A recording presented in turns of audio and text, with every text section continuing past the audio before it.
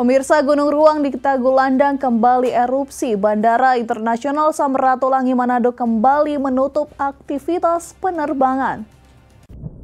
Gunung Ruang kembali erupsi pada Selasa dini hari tadi membuat pihak Bandara Internasional Samratulangi Manado kembali menutup aktivitas penerbangan dari dan ke kota Manado.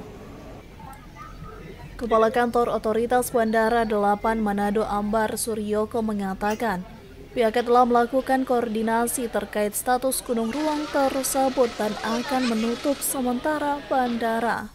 Kami baru saja kolaboratif decision making terkait dengan perkembangan erupsi Gunung Ruang di Kepulauan Sitaro setelah beberapa waktu lalu aktivitas melemah dan tadi pagi aktivitasnya meningkat kembali menjadi levelnya menjadi level 4 dari level 3. Ya, ini yang akan berdampak kepada Bandar Udara Samratulangi serta terhadap lalu lintas udara airways yang berdampak terhadap pelayanan di bandar udara dan pelayanan daripada airline. Kami tadi berdiskusi melihat kondisi perkembangan, kami notemkan sampai 6 jam ke depan. Mungkin nanti kita lihat kondisi di lapangan situasional masih seperti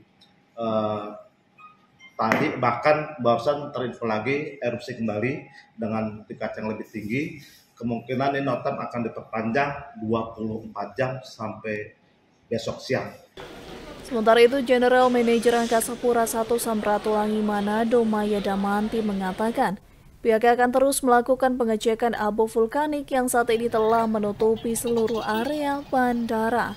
Kalau dari kami sendiri, dari pihak bandara, sampai saat ini kondisi di Bandara Samratulangi Manado masih tertib dan kondusif. Jadi para penumpang tertib untuk mengikuti arahan-arahan dari kami sebagai operator bandara, dan juga kami juga tetap melakukan antisipasi mitigasi, juga melakukan pengecekan. Seperti kami memantau kondisi dampak abu di Bandara Samratulangi Manado.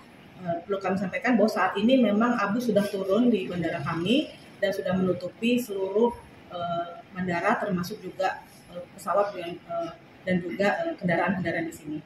Eka Putra melaporkan untuk Kawan WA TV.